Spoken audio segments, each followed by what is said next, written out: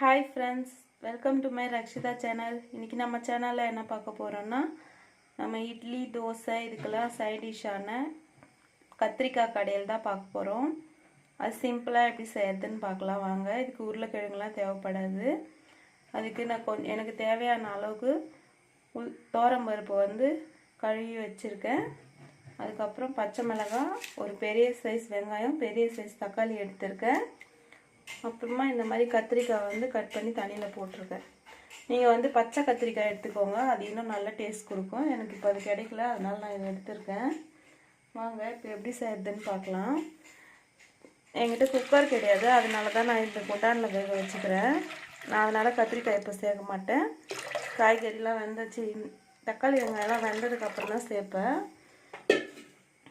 நீங்கள் குக்கரில் சேர்க்குற மாதிரி இருந்தால் ஃபஸ்ட்லேயே எல்லாத்தையும் சேர்த்துக்கோங்க. கத்திரிக்காயெல்லாம் சேர்த்து மஞ்சள் பொடி எல்லாம் சேர்த்துக்கோங்க.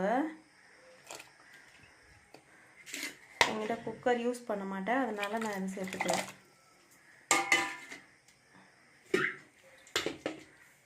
தட்டு போட்டு க்ளோஸ் பண்ணி வேக வைக்கலாம். இப்போ பாருங்கள் ஃப்ரெண்ட்ஸ், கொதித்து ஒரு 10 நிமிஷம் நல்லா வெந்துக்கிட்டு இருக்கு. இந்த டைமில் நம்ம கத்திரிக்காய் சேர்த்துக்கலாம்.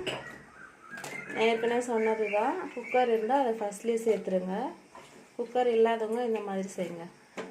அதே மாதிரி மஞ்சள் பொடியும் இப்போ இதில் சேர்க்கக்கூடாது. குக்கர் இருக்கவங்க நல்லா வெந்துடும், அதனால் மஞ்சள் பொடி சேர்க்குறாங்க.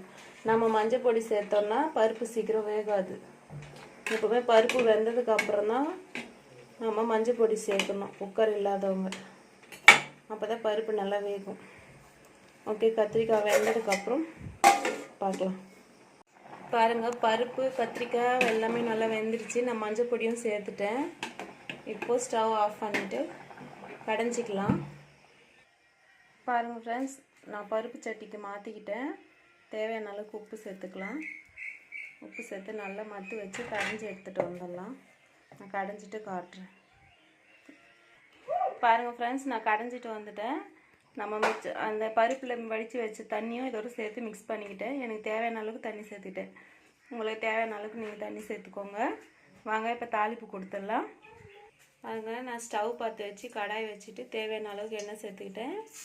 எண்ணெய் காஞ்சதுக்கப்புறம் கடுகு சேர்த்துக்கிறேன். பாருங்கள், கடுகு வெடிச்சிட்டு இந்த டைமில் சோம்பு சேர்த்துக்கிறேன். அதோடவே தோல் எடுக்காமல் ஒரு 7-8 பல் பூண்டு தட்டி வச்சுருக்கேன், அதையும் சேர்த்துக்கிறேன். சேர்த்து கலந்து விடுங்க. பூண்டு ப்ரௌன் கலரில் வர வரைக்கும் வறுக்க விடுங்க. பூண்டு ப்ரௌன் கலரில் வந்துச்சு. இப்போ பச்சை கருவேப்பிலை கொஞ்சம் சேர்த்துக்கோங்க. நல்லா ஸ்டவ் ஆஃப் பண்ணிவிட்டு தாளிச்சுக்கோங்க.